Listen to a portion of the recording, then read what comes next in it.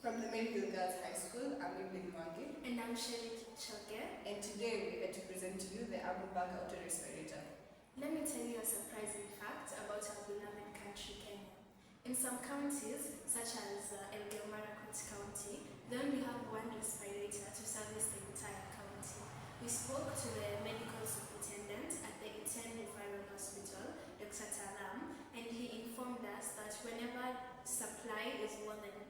demand is more than supply, they have to refer their patients to the Moi Teaching and Referral Hospital in Eldoret. When patients arrive at the Moi Teaching and Referral Hospital, the scene is chaotic because there are no ventilators in the emergency rooms. Rather, all the ventilators are found in the ICUs. You can imagine the situation.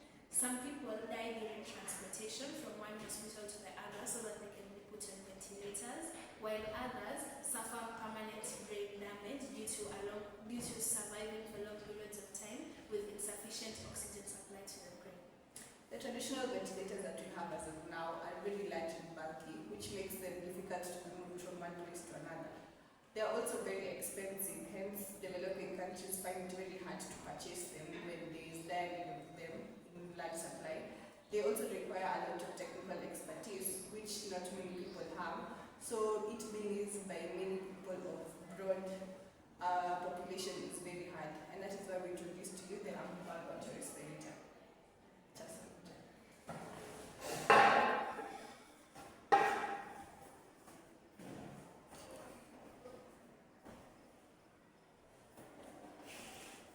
The Ambubag autorespirator works with a bag valve mask, which comprises of the silicone bag, the mask, the reservoir bag, and the pipe which is connected to the oxygen tank.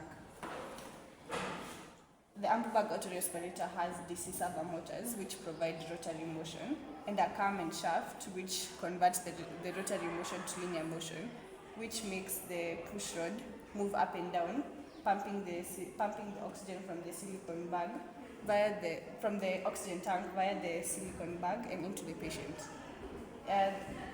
The Ambubag autorespirator is powered by lithium-ion batteries, which are charged by the solar panel. Yes, enabling them to be used in areas where there is limited to non-existent electricity. All this is controlled by the control panel, which controls the volume of air being pumped in and out of the patient and at what rate, and all this information is displayed on the LCD screen. The Ambubag also utilizes various sensors, one of them being a temperature probe sensor. The temperature probe sensor operates on the principle of resistance in relation to temperature. This end of the probe is attached to the patient's body and an electric current flows through it. When the temperature increases, there will of course be an increase in resistance. This difference is calculated by an ATmega microcontroller and an Arduino microcontroller located inside this box on the motherboard chip. This information is fed to a Blink platform, which displays it on a screen for the medical caregivers to observe.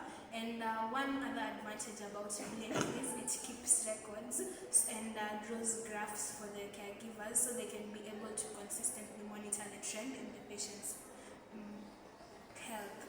We also have a pulse oximeter sensor, which senses the rate of heartbeat of the patient and oxygen concentration in the blood. So here we have two endings. One of them is a transmitter and the other a receiver.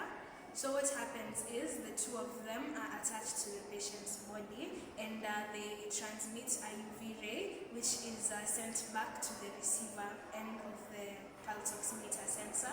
This difference is still calculated by the ATmega microcontroller and the information fed to the Blink platform, where the caregiver will be able to monitor the trends and also the current parameters of the patient. This is very important because cases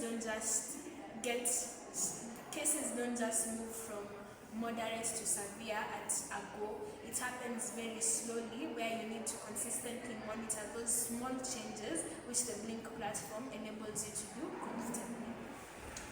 The Ambubag autorespirator is small and portable, enabling it to be put in places such as in an ambulance or in a school setup or even in a refugee camp where having the ventilators would be very high.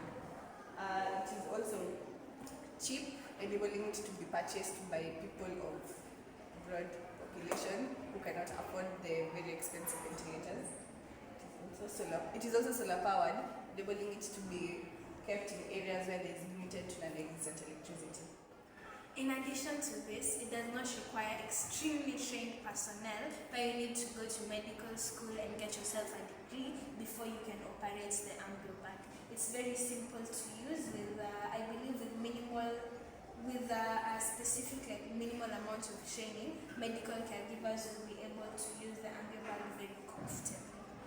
Let us take you back to when we had the COVID-19 pandemic in our country, Kenya, and in other countries all over the world. The case in Kenya and third world countries was very alarming because people were dying at a very high rate because countries did not have enough ventilators.